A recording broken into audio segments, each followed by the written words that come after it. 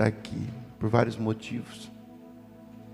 Primeiro, porque os céus estão abertos sobre esse lugar. O Senhor é bem-vindo aqui. Onde o Senhor é bem-vindo, eu me sinto bem, não é verdade? Não me sinto feliz e contente onde o Espírito Santo não tem liberdade. Às vezes a gente vai em lugar que tem que ir, né? Mas não, porque não está feliz lá, e aqui eu estou muito feliz. Estou feliz também por estar com o pastor Emerson, que tem se tornado uma conexão e uma bênção em nossa vida. Eu amo o seu coração. Deus tem levantado como um apóstolo de unidade nesses últimos dias e estamos muito felizes.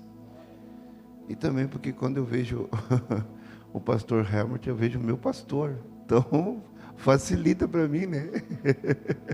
Glória a Deus. Meu pastor é muito parecido com o pastor Helmut e eu senti liberdade de estar com ele. Meu coração conectou a ele, a história dele, a vida dele.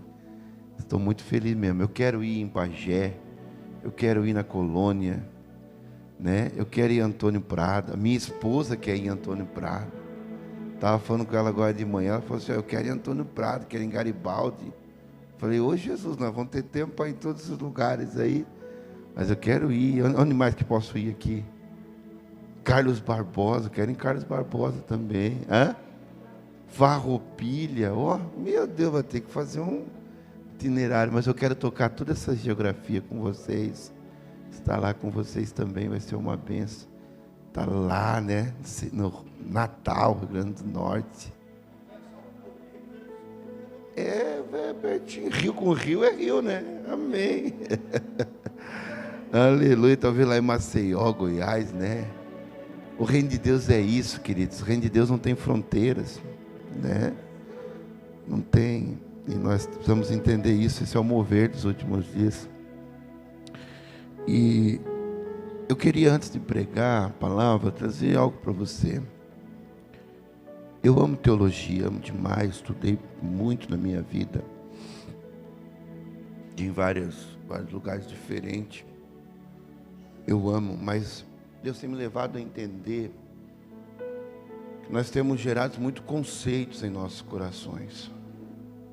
Conceitos são ideias acerca de, né? E numa geração tecnológica como a nossa, em que você tem muito acesso, na imersão nós conversamos sobre isso. Antigamente você tinha que ir lá, né? Arrumava uma fita, né? Fita cassete. Eu já não sou muito dessa época, mas nós arrumava um DVD lá, né? Para assistir uma pregação. Hoje em dia tu entra no YouTube e você faz uma lista. E nesse conceito, nesse contexto, não conceito, mas nesse contexto, se tornou um desafio ser pastor de igreja local. Que você dá o feijão com arroz, né? E é o que nos sustenta. E daí a pessoa vai na internet e vê um churrasco lá bem feitinho, com maionese. Aquela maionese caseira, né? Aí ele chega para ti e fala, por que tu não prega aquela maionese caseira, aquele churrasco que eu vi lá no YouTube? Mas é o feijão com arroz que nos deixa em pé, nos deixa firme, né? Isso é bom, em certo modo, porque se quisermos e termos a disciplina e sabermos peneirar tudo isso, nós podemos ser ministrados a todo momento, e isso é muito legal. Mas, ao mesmo tempo, isso também deu facilidade de nós criarmos conceito em nossos corações acerca dele. E o conceito, ele vai automaticamente, se você não buscar o princípio, ele vai buscar um preceito. O princípio, ele é imutável, ele é atemporal, mas preceitos são análise do nosso próprio coração, que geram-se normas, entendimentos, condutas, dogmas. E se o preceito não for analisado debaixo dos princípios, ele pode se tornar um preconceito, que daí é um julgamento antecipado, é uma condenação desnecessária. Isso acontece muito. E numa conferência profética, isso é preocupante, porque o profético é meio doido, né, irmãos? É meio doido. O profético vê coisas que ninguém vê. Porque os 3 pilares do profético é adoração, intercessão e proclamação. Então ele entra num ambiente de adoração que nem todos conseguem entrar. Então ele entra num ambiente de adoração e ele começa a interceder por coisas e gerar declarações proféticas, denúncias proféticas. Ele começa a ver o ambiente, a geografia, até que Deus gere proclamações. E as proclamações abrem portas, mudam territórios, mudam ambientes, mudam frequências. Então o profético é muito doido, sim, mas é real. E não tem como a gente negar isso. Por que o pastor está fazendo essa introdução? Porque talvez o esboço meu de hoje vai mexer com os teus conceitos. E talvez vai mexer com os teus preceitos. E talvez vai debater os teus preconceitos. Mas eu sou apenas um instrumento do Senhor aqui. Nesta tarde eu quero te fazer pensar. Eu quero te fazer pensar e se autodescobrir diante do Senhor. Ao mover de Deus, e algum tempo o Senhor vem falando comigo ao meu coração. E tem coisas, irmãos, que independem de eu gostar ou não. Tem coisas que independem de eu aceitar ou não. Tem coisas que independem de eu querer ou não. É um mover muito maior do que eu que vai acontecer. E quanto mais rápido a gente entender, mais rápido as coisas de Deus vão começar a acontecer na nossa vida. Amém? Vamos para a palavra então? Feche os teus olhos, coloca a mão na sua mente. Coloca a mão atrás da sua mente assim, ó, quero tocar no seu inconsciente. Em nome de Jesus, o Senhor pode fazer isso, Pai. Nós estamos diante de Ti. E estamos numa conferência profética, Senhor. E há um mover de Deus. Os céus estão abertos sobre esse lugar, e a gente sabe disso. E o Senhor, a Tua palavra ela é viva e eficaz. A Tua palavra não é para um tempo, mas ela é atemporã. A Tua palavra ela toca gerações, Pai. E a Tua palavra ela é mais atual do que o jornal que vai sair amanhã. E a gente precisa entender isso, Pai. Que o Senhor está trazendo para esse tempo um rema, uma materialização, uma revelação genuína daquilo que o Senhor tem deixado pelos Teus santos, escritos, inspirados pelo Teu Espírito Santo. Por isso nos traz um rema para este tempo, Senhor, para este mover geracional. Nós te pedimos que nada que nós tenhamos guardado com os nossos conceitos, preceitos e preconceitos possam impedir que nós recebemos o novo do Senhor e recebemos essa porção que o Senhor tem separado para nós nesse final de semana. Sim, Senhor, eu sei que o Senhor quer tocar cada canto desse Rio Grande do Sul. Pai, esse estado é lindo, Pai, esse estado é apaixonante. Sim, Senhor, há princípios do Senhor aqui, há caráter aqui, Senhor. Este povo é um povo de caráter, é um povo de princípios. E o Senhor vê isso quando quer gerar um avivamento. Por isso o Senhor quer trazer um avivamento para este lugar, Senhor.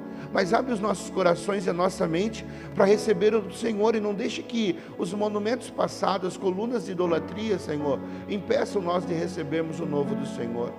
Em nome de Jesus. Se você pode, diga amém. Glória a Deus. Quantos estão aqui esperando a volta do Senhor Jesus? Isso é muito importante. Jesus vai voltar, Ele virá, e tudo nos mostra que Cristo já volta. E Deus tem me levado a uma reflexão, e eu quero trazer a você essa reflexão. Por isso abre a sua Bíblia no Evangelho de Jesus, escrito por Lucas, capítulo 18, verso 8. Mais uma coisinha só. Eu sou apaixonado pela palavra de Deus, tá? E quando eu começo a pregar, às vezes eu me empolgo. Então se eu me empolgar aqui, você não leva mal não, tá? Eu não estou nem brabo e nem no 2.0, é só porque eu me empolgo mesmo. Já tentei mudar isso, mas não tem jeito, é assim mesmo, né? Tem hora que eu queria pregar bonito, igual o pastor Emerson prega, né? Tudo contextualizado e tal, né? Organizadinho, sem suar, né? Fala, ô Senhor, eu sou o tanto, né? Não tem jeito, mas cada um tem o seu jeito, tem o seu modo, né? Deus usa nós dessa maneira. Lucas 18:8 diz assim, eu estou lendo na NVI, tá? Vou ler tudo na NVI.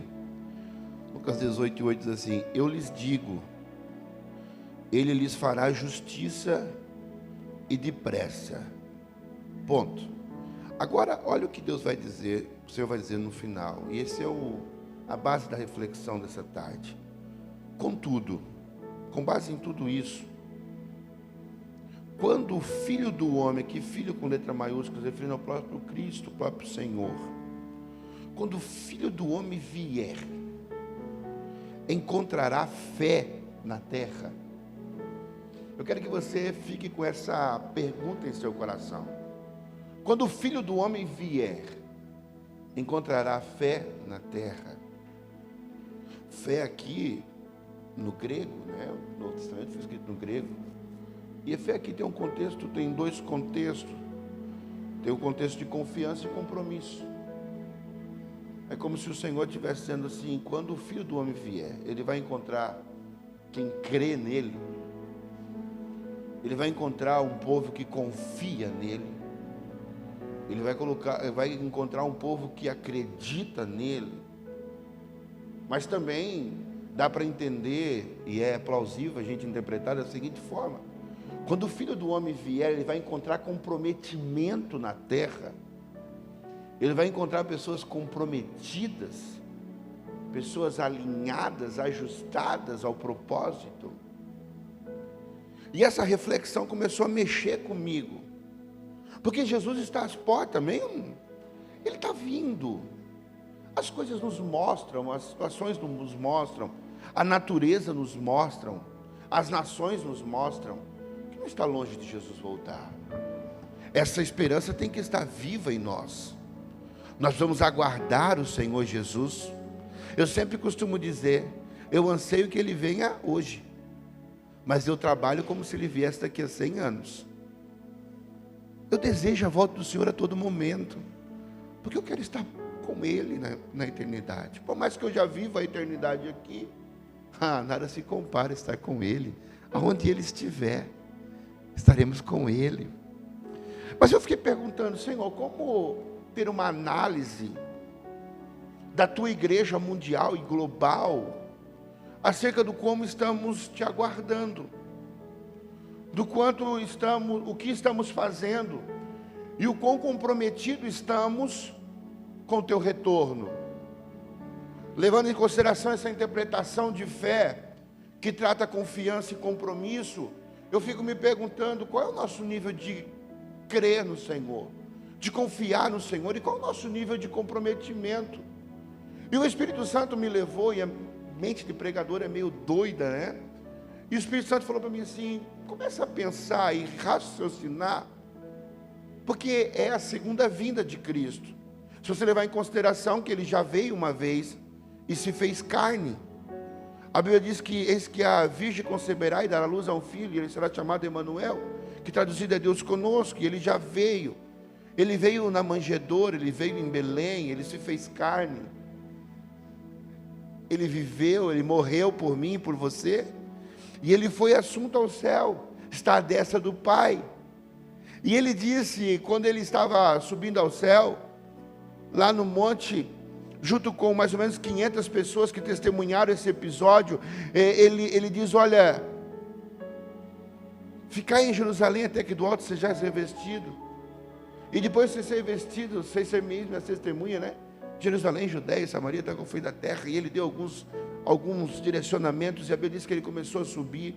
E quando Ele subiu, 2 anjos desceram, porque eles ficaram atônitos, olhando, dizendo: uau, o que está acontecendo? E 2 anjos desceram e disseram: varões galileus, o que vocês estão olhando para cima? Esse mesmo que vocês estão vendo subir, Ele voltará novamente e vos levará. Isso é uma esperança que temos. Isso é uma esperança. Paulo diz em 1 Coríntios 15, 51, eis que vos digo um grande mistério: nem todos dormiremos, mas todos seremos transformados. Ele virá. Paulo diz em Tessalonicenses 4, 13, olha, não quero que sejais ignorantes acerca daqueles que dormem, porque o Senhor aparecerá nas nuvens com alaridos e com voz de arcanjo. Os mortos ressuscitarão primeiro, e depois nós que estamos em Cristo Jesus seremos transformados. Essa é uma esperança que temos, mas aí me vem a questionamento: como estamos aguardando o Senhor? Como estamos nos movendo diante desse cenário? E daí o Espírito Santo me levou numa loucura, e eu quero trazer essa análise com vocês, porque eu fiquei pensando, como é que a nossa geração está aguardando o retorno de Jesus? Aí eu pensei, como é que eles estavam aguardando a vinda de Jesus? Como é que eles estavam aguardando a encarnação do Filho de Deus, do Messias revelado? Porque é legal fazer uma análise e um paralelo entre o que estamos vivendo hoje com o que estavam vivendo há 2000 anos atrás, de como nós estamos aguardando Jesus glorificado, aquele que reina sobre todos e para sempre, e como eles aguardavam o Messias que iria trazer salvação. Eu não sei se isso faz sentido para você, mas faz muito para mim, fazer uma análise. E há um mover que está sendo gerado pelo Senhor, que é inegável. Querendo você ou não, gostando você ou não, aceitando você ou não, há um mover e Deus está trazendo um avivamento para a sua igreja. Deus está sacudindo a sua igreja para a última colheita. E a palavra nos diz que os campos estão brancos, os ceifeiros estão em falta, mas os campos estão brancos, estão prontos para a colheita. E o Senhor há de preparar a sua igreja para a última colheita. E eu tenho dito para o Senhor, como é que o Senhor fará isso, Pai? Qual é a estratégia que o Senhor fará? Será que o Senhor vai nos dar alguma estratégia? O Senhor disse, não, filho, eu já dei. Eu perguntei para o Senhor, como, Senhor? Que estratégia que o Senhor deu? O Senhor falou para mim, a igreja nunca fluiu plenamente. Em todo o contexto da história, mais de 2000 anos da igreja de Cristo, ela nunca fluiu plenamente. Eu falei, como assim, Senhor? Deus está trazendo um renovo, Deus está trazendo um avivamento, e esse avivamento tocará os 5 ministérios. A nossa igreja, ela já foi, quando eu falo nossa igreja, não estou falando de uma denominação, estou falando da igreja de Cristo. A igreja de Cristo, ela já foi muito evangelística, ela já foi muito mestral por um tempo e por uma geração, ela já foi muito pastoral por outro tempo, e ela já vem caminhando, ela entra num contexto profético. Mas Deus tem dito para mim que nos últimos dias ela será uma igreja plena, com o mover direto dos 5 ministérios. Ela será uma igreja plena. Eu sei que vocês estão cansados de ouvir isso. Efésios 4 tem sido soado a todo momento, a todo instante, a todo momento, a todo instante.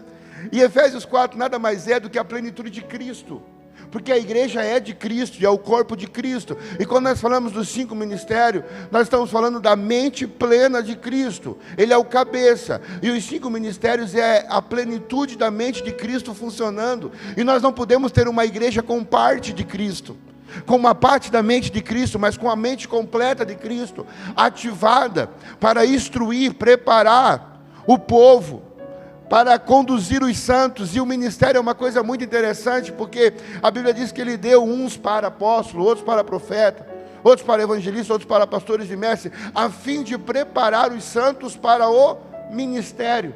E você percebe que isso é um ciclo ativo, pastor, porque Deus separa o ministério para preparar os santos para o ministério.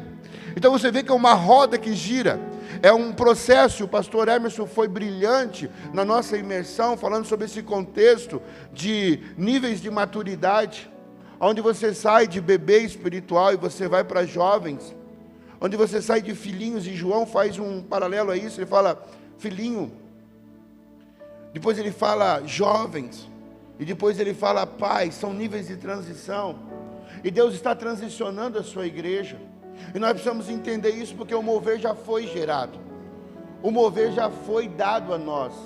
Nós precisamos entender isso. A revelação, querido, ela ultrapassa as gerações. A revelação, ela toca várias gerações, mas o mover é sempre geracional. Por mais que o mover de uma geração toque uma outra geração, e essa transição é muito importante, e é aí que na grande maioria das vezes nós pecamos, essa troca de bastão é muito importante, mas muitas das vezes nós, em vez de transicionarmos a geração com fundamentos, nós queremos transicionar a geração com monumentos. Qual que é a diferença, pastor, de fundamentos para monumentos?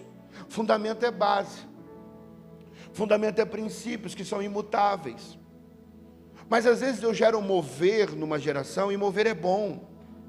Eu fico estudando os moveres de cada geração, fico às vezes pensando, em todos os moveres que Deus gerou ao longo da história, e quantos moveres extraordinários e tremendos, que capacitou a igreja, fortaleceu a igreja para o tempo e para um modo determinado. Mas muitas vezes nós nos apegamos a um mover geracional, e nós não queremos abrir mão de um mover geracional. E daí nós queremos transicionar, não fundamentos, nós queremos transicionar movimentos. E quando você quer transicionar movimentos ao invés de transicionar fundamentos, você tem que prestar atenção, que eu sou meio doido, é difícil às vezes pegar o que o pastor está falando. Mas assim, às vezes a gente, em vez de transicionar fundamentos, nós queremos transicionar movimentos. E quando nós transicionamos um movimento de uma geração para outra, ele se torna monumento. E qual que é o problema disso, pastor? O movimento é dinâmico e o monumento é estático. E nós começamos a criar vários monumentos e dizer, mas funcionou em tal época. Mas eu sempre fiz assim, sempre funcionou. Então você vai ter que fazer assim, ou seja, você gerou um monumento.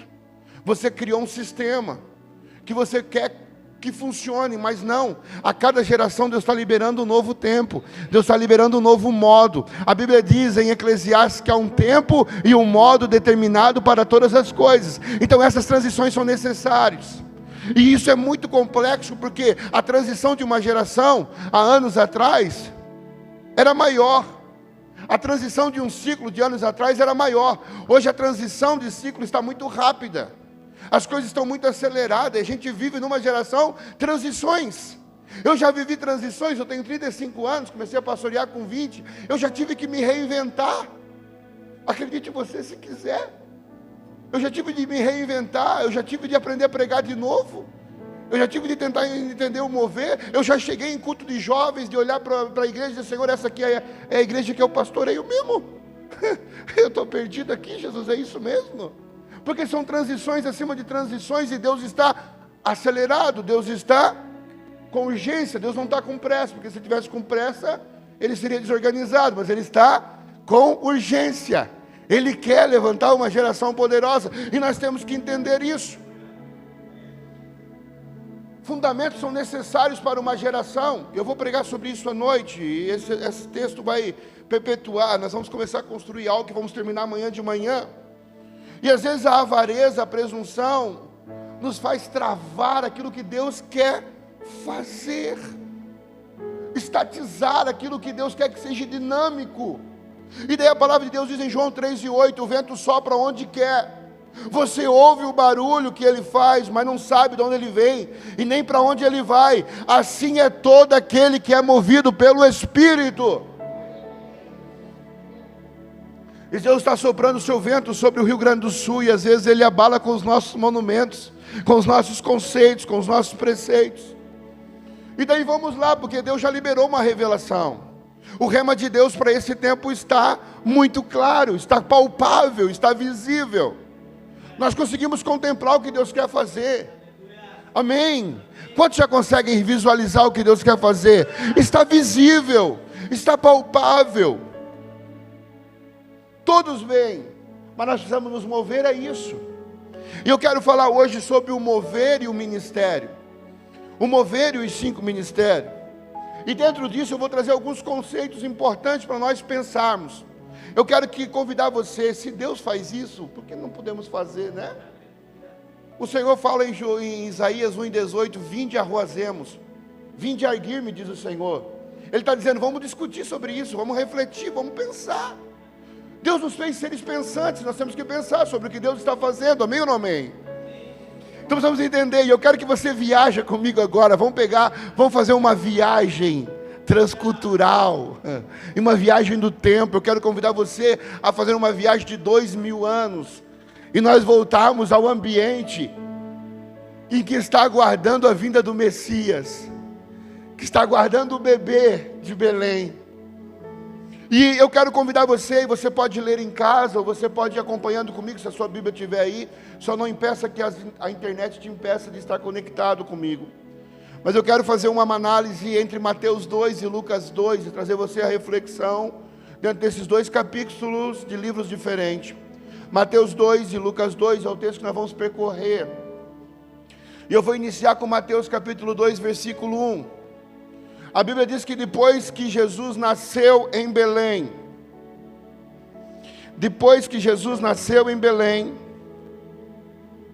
da Judéia, nos dias do rei Herodes, os magos vindos do Oriente chegaram a Jerusalém e perguntaram: onde está o recém-nascido rei dos judeus? Vimos a sua estrela no Oriente e viemos adorá-lo. Olha que interessante. Nesse contexto aqui, a revelação chegou em gentil. Chegou aos magos vindos do Oriente. Nós não estamos falando de judeus aqui. Perceba que a revelação é muito maior do que nós imaginamos. E a revelação já havia sido liberada. Sim, a revelação já tinha ultrapassado tempos e culturas. Já tinha ido avançado diretamente. E nós vimos que há uma revelação e ela transpõe culturas. Você vê homens que estão totalmente fora do contexto judaico, totalmente fora da cultura judaica, falando de algo que era para ser muito claro para os judeus que estavam aguardando o Messias. E eles chegam em Jerusalém com essa notícia: viemos ver o Messias. E daí eu fico pensando, queridos, em Romanos 8,19, quando diz que a natureza criada aguarda com grande expectativa que os filhos maduros de Deus sejam revelados. Eles aguardam com expectativa a manifestação dos filhos maduros de Deus, ou seja, há uma expectativa no mundo das trevas, há uma expectativa lá no povo, na sua cidade, na sua rua, na sua casa, na sua família talvez, na sua escola, há uma expectativa porque eles sabem que algo está acontecendo, e quem tem a resposta é a igreja do Senhor Jesus. Eles virão a Jerusalém, Jerusalém fala casa de Deus, Jerusalém fala da cidade do Senhor, da terra, da casa de paz. Paz aqui no grego é Irene, unir, atar, estar junto, nó, elo. Eles sabem que é com os filhos de Deus que está a resposta. E eles virão até nós, porque a revelação está manifesta. O mundo sabe que tem coisa acontecendo. O mundo está com expectativa pela manifestação, então nós precisamos entender o mover. Lá em Natal existe um clamor nas ruas pela manifestação dos filhos de Deus. Em Farroupilha existe um clamor nas ruas pela manifestação dos filhos de Deus, mesmo que você não veja, mas há. E nós precisamos receber essa revelação, entender este mover. E eu quero falar hoje com vocês sobre o mover e o apostólico, o mover e o mestral, o mover e o evangelístico, o mover e o pastoral e o mover e o profético. E nós vamos analisar, por incrível que pareça, como isso funcionou há 2000 anos atrás. Cristo estabeleceu os 5 ministérios como ferramenta de preparo para os santos. A religiosidade moderna, o farisaísmo moderno, tem afastado da igreja a metodologia de Cristo, a estratégia de Cristo para alinhar e preparar a sua igreja para os últimos dias. Esses dons não são dados por homens. A Bíblia diz que Cristo deu a sua igreja. São funções dadas pelo próprio Cristo, não tem a ver com identidade. Porque nós temos uma única identidade no reino, e ela se chama filho. A nossa única identidade que possuímos é filho de Deus. O demais é missão, o demais é ministério, é serviço. E Deus preparou essas funções para nós.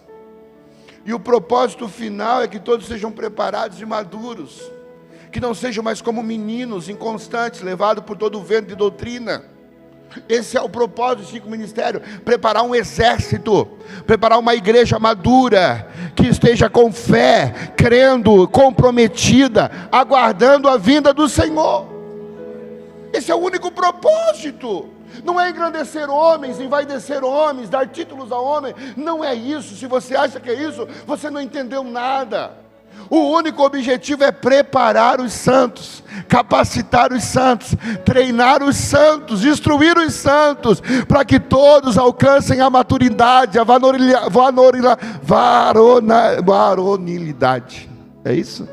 Você entendeu, né? Travou tudo aqui, irmão. Meu Deus. Mas eu vou ficar perguntando, como estamos aguardando o Senhor. Quando o Filho do Homem vier, encontrará na terra comprometimento. Encontrará uma igreja que instrui, que prepara, que capacita, que treina. Encontrará os homens e mulheres maduras, com a mente de Cristo. Como Jesus foi encontrado na sua primeira vinda? Porque algo me diz que isso tem muito a ver com como será encontrado na segunda. Como é que o mover do nascimento de Jesus, da vinda do Messias, foi aguardado pelos apóstolos, pelo mover apostólico? E daí agora, meu irmão, você tem que viajar comigo. A revelação, é rema. Olha só o que diz em Mateus 2:3. Quando o rei Herodes, aqui representando o apostólico, quando o rei Herodes ouviu isso, ficou perturbado, e com ele toda a Jerusalém. Uau! Quando o mover encontra a visão, que quando o mover encontra o apostólico, ela encontra a visão. E o que acontece quando o mover encontra a visão?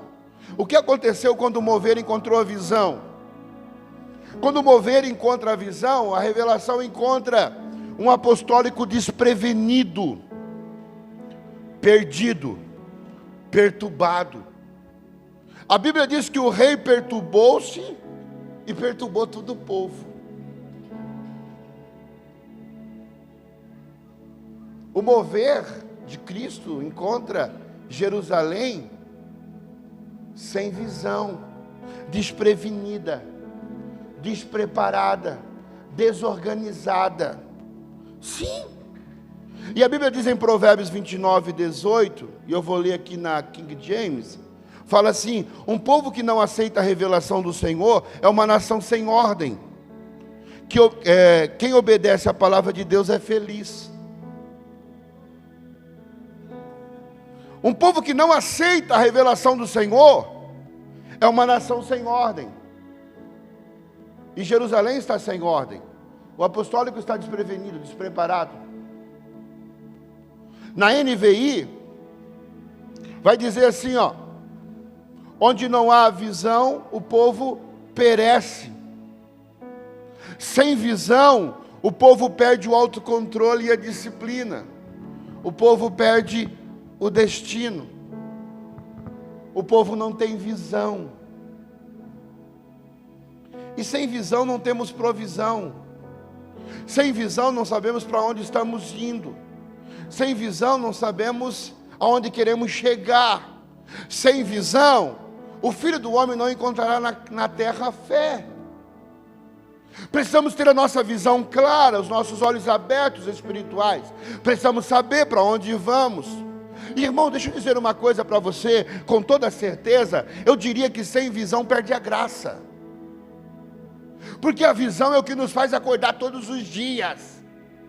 A visão é o que nos faz querer. Deus me deu uma visão sobrenatural. Eu preciso ganhar tantas almas para Jesus. E você acorda com aquela visão e você diz: uau, enquanto eu não ganhar isso, eu não... Agora, sem visão, você já acorda dizendo assim: o que eu vou fazer hoje? Será que tem uma coisa para fazer? Homem sem visão não tem propósito de vida. A visão é maior que o visionário. A visão é maior que o visionário. Deixa eu dizer uma coisa para você essa tarde: se não tem uma visão clara, se não tem uma visão poderosa sobre a sua vida, é a primeira coisa que você precisa receber hoje, porque a visão é que dá-nos força para viver. A visão está ligada ao propósito, né? A visão está ligada ao propósito. Deus, ele se move por propósito, princípios e propósitos. Grave isso: princípios é o porquê, remete atrás, remete para trás, remete a fundamento. Por quê? O propósito remete ao para quê.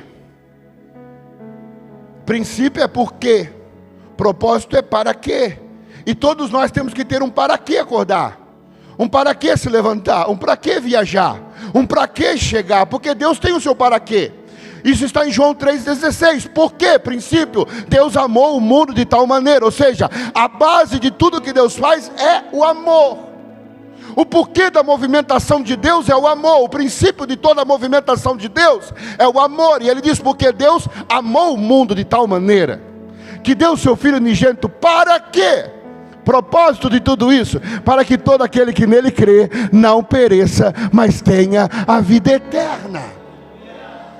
Deus tem um porquê e um para quê. Deus tem um princípio e um propósito. Você tem que ter. E o propósito é o que nos faz estar vivo.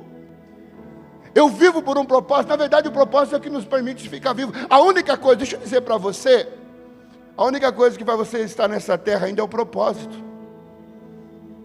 Acaba o propósito, acaba a vida. Isso é tão forte, irmãos, que a única coisa capaz de tirar alguém do luto é o propósito. Isso aconteceu com Jesus. Mateus 14, a Bíblia diz que João Batista havia sido decapitado, né? Foi degolado. João Batista era parente de Jesus, íntimo. Jesus sentiu aquilo. A Bíblia diz que ele foi para um lugar deserto sozinho, ele teve luto. Jesus sentiu a morte de João Batista. E ele foi para um lugar deserto, a palavra de Deus diz em Mateus 14. E ele está lá, sofrendo aquela perca, sentindo aquela perca. Mas a Bíblia diz que de repente a multidão encheu aquele lugar. E ele viu a multidão e viu que elas estavam com fome. Entenda, o propósito é a única coisa que pode te tirar do luto. E a Bíblia diz que ele olhou a multidão e teve pena, porque elas estavam com fome. E ali acontece a multiplicação do pão e dos peixes. Porque o propósito é a única coisa que te tira do luto. O propósito é o que te mantém vivo. O propósito é o que te mantém aceso. E se vai se perdendo o propósito, vai se perdendo a vida. Um pastor sem propósito, uma igreja sem propósito, ela começa a perder a essência, ela começa a perder a razão da sua existência, ela começa a perder o fogo, a alegria. Mas esta tarde o Espírito Santo de Deus está aqui para reacender o propósito no seu coração, a visão, esclarecer a visão no seu coração e você ser estabelecido pelo Senhor. A visão é poderosa, irmãos. Deus tem levantado para esse tempo homens visionários. Eu tenho estado com alguns e eu fico ouvindo o que Deus tem dado. Eu digo, cara, que loucura. Mas esse é o para que você está vivo. Faça tudo o que você possa fazer para isso acontecer, porque isso é que te mantém vivo. Se você perder o desejo de fazer isso, você morre. Mas não podemos esquecer os princípios, o porquê. João 15:7 diz, né? Se vós permanecerdes em mim, e os meus princípios, as minhas palavras, os meus mandamentos, permanecerdes em vós, pedireis tudo em meu nome, e vos será feito. Propósito. Aonde há princípio, há propósito. Aleluia. Onde há propósito, há provisão. Aonde há provisão, há visão. Aleluia. A visão é extraordinária, precisa ser maior que o visionário. A visão não pode ser limitada ao que eu tenho. E às vezes, irmãos, a gente tem medo, né? De perder o porquê Deus nos chamou, o para que Deus nos chamou. Herodes fica perturbado.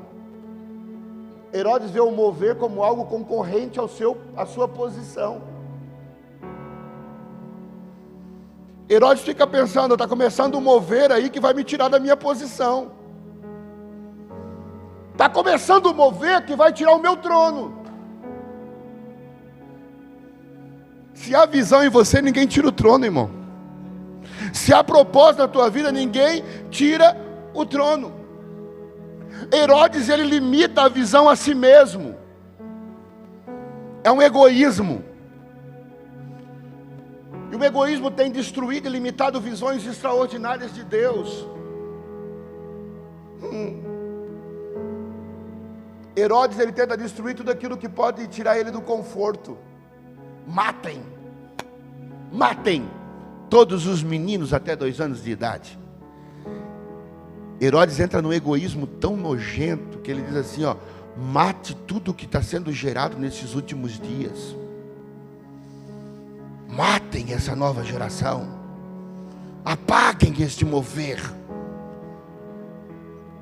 Porque senão o meu monumento será abalado. As minhas estruturas serão abaladas. Irmão, deixa eu dar uma notícia para você. Mude a sua ótica. Porque o mover já foi gerado e não dá para voltar para trás. Não é isso, pastor Gui? Não dá mais para voltar. Daqui para frente, só para frente. Amém? O que ele diz lá em Isaías 43, 18, 19, né? Esqueça o que se foi. Esqueça o passado, estou fazendo uma coisa nova.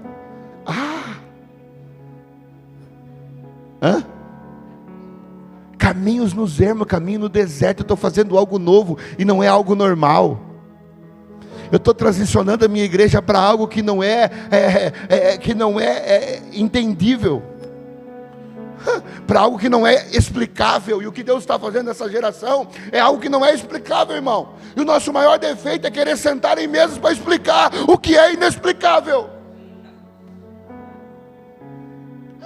É conferência profética, me perdoe, eu amo todos vocês, amo muito, quero visitar vocês como falei, mas eu vou entregar tudo que Deus falou para me entregar. Herodes tem medo de perder a posição, porque não quer se render ao mover. E às vezes, por não rendermos ao mover, perdemos a posição. É justamente ao contrário do que pensamos, porque o mover é imparável. Eu tenho dito para a igreja, eu preguei domingo passado lá, eu falei, cara, essa geração vem, ela é imparável. Essa geração vem com tudo. Ela vem no 2.0, ela vai levar tudo pela frente. Então ela precisa de fundamento, ela precisa de base, ela precisa de estrutura. Ela precisa de alguém que dê suporte, e não alguém que queira matá-la. Porque sempre quando Deus levanta uma resposta, o inimigo levanta alguém que queira matar. Porque quando Moisés levanta como libertador, Faraó diz, matem todos os meninos abaixo de 2 anos. Matem todos que estão nascendo, matem, porque eu não quero viver o novo. Que você queira viver o novo. Herodes tem medo de perder a posição. Herodes tem medo do que está para acontecer, mas deixa eu dizer uma coisa para você, a revelação sempre vem acompanhada de um movimento, e o movimento sempre vem acompanhado de recurso, onde a visão, a provisão. Então Deus precisa tocar o apostólico da nossa geração. Eu não estou falando sobre uma figura, eu não estou falando sobre uma pessoa, eu estou falando sobre o manto de Cristo, sobre a mente plena de Cristo. Deus tem que renovar a nossa mente, para que a nossa mente seja a mente de Cristo. É isso que Paulo fala em Coríntios. A nossa mente tem que ser transformada, até que se torne a mente de Cristo. E às vezes nós entramos numa forma, e não queremos sair da forma. Mas Paulo diz, não vos conformeis com esse sistema, mas transformai-vos pela renovação do vosso entendimento. Para quê, pastor? Qual é o propósito disso? Para que experimenteis qual seja a boa, perfeita e agradável vontade de Deus. Para entender qual é a boa, perfeita vontade de Deus, nós temos que sair da caixa. Nós temos que sair da forma. Aqui há 2 termos gregos, eu sei que tem estudiosos muito melhor do que eu aqui, teólogos muito melhor do que eu, mas Paulo está falando de 2 termos, o esquise e está falando do metamorfose. Quando ele fala não vos conformeis, ele está falando de uma mudança que é de fora para dentro. Mas quando ele fala seja transformado, é metamorfose, é uma mudança de dentro para fora. É uma transformação genuína, é uma preparação para o novo de Deus. Ele diz, olha, não vos conformeis, não se amoldeis, não com esse sistema, com este mundo, mas transformai-vos pela renovação. Há um renovo de Deus sobre este lugar, há um renovo de Deus sobre esse ministério, há um renovo de Deus sobre a sua vida. E o que Deus tem me falado, eu tenho viajado de Araquari até aqui, e o Senhor tem falado, você não vai levar uma unção nova para aquele lugar, você vai levar renovação. Eu quero trazer renovação. O que é isso? É tornar novo aquilo que já está velho. Há vinho novo do Senhor, e vinhos novos só são suportados por odres novos. Então Deus gera novas estruturas para poder suportar o novo mover. Jesus diz, eu não posso colocar vinho novo em odres velhos, porque vai romper os odres. Vinho novo tem que ser colocado em odres novos. Então Deus está gerando para esse tempo novos odres, novas estruturas, novo mover, para receber o que Deus está disposto a derramar sobre nós. E pela atmosfera que estou vendo desde quarta-feira, irmão, Deus quer derramar coisa nova. Deus quer derramar coisa nova. Eis que faça uma coisa nova, diz o Senhor, esqueça o passado. Então vamos lá. É para nós pensarmos e arrazoarmos. O mover encontra um apostólico desprevenido, despreparado, com medo de perder posição, sem estratégia, sem visão, sem destino, perdido. Só que daí o mover apostólico, o mover da visão, ele fica preocupado, ele diz assim, peraí, vocês vieram do Oriente? Os magos, irmãos, estão lá diante do rei. Vocês vieram do Oriente para ver? Peraí, deixa eu chamar os mestres. Aí o mover agora vai encontrar a palavra.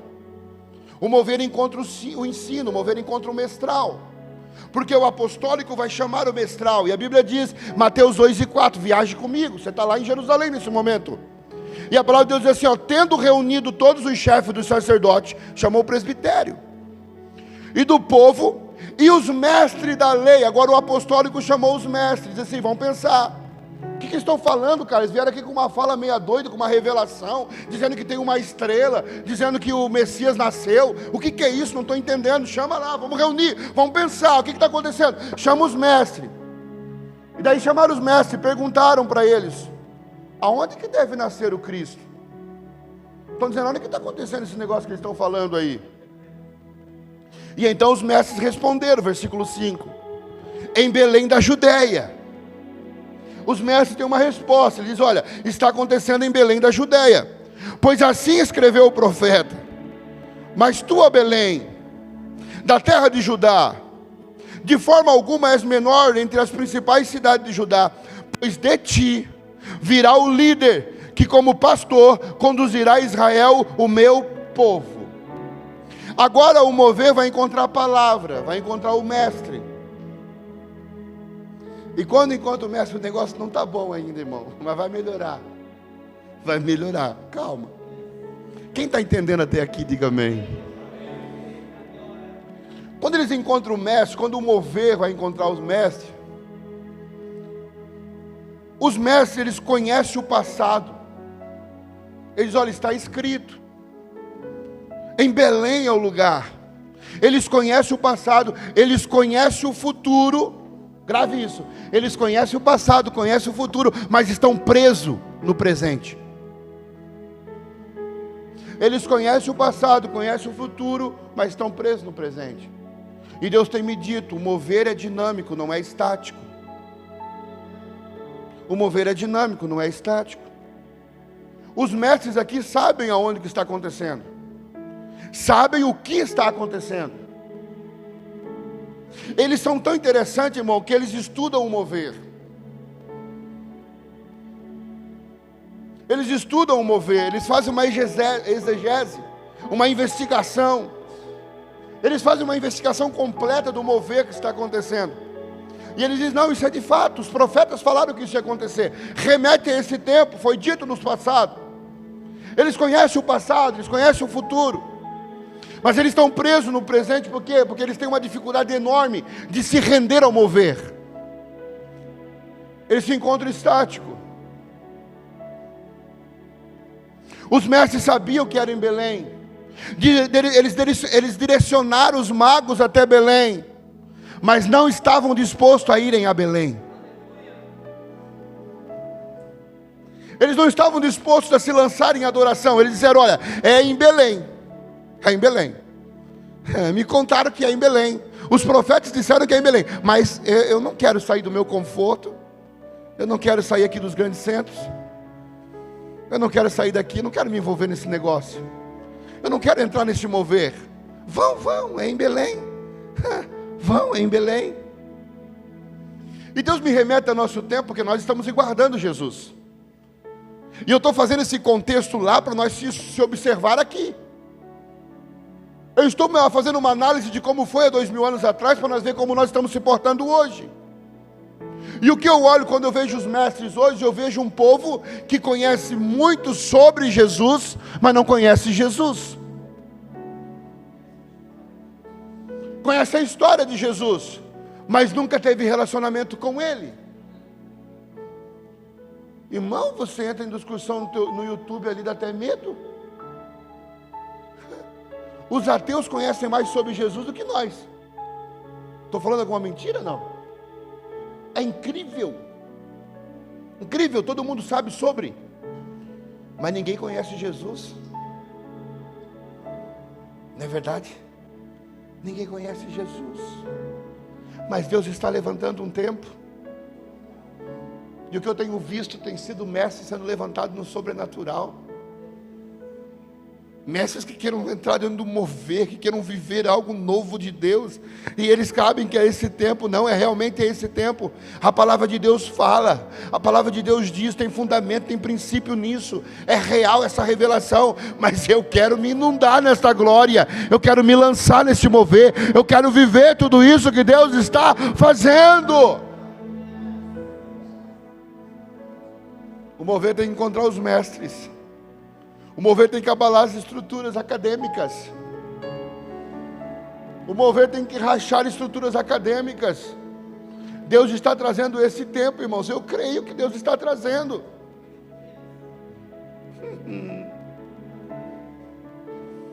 Diga aleluia. E o mover está andando. Passou pelo apostólico. Encontra os mestres. Os mestres direcionam e dizem: ó, é em Belém. Mas ela continua o mover. O mover agora vai encontrar o sobrenatural. O mover vai encontrar o evangelístico. Daí nós vamos para Lucas. Lucas 2:15.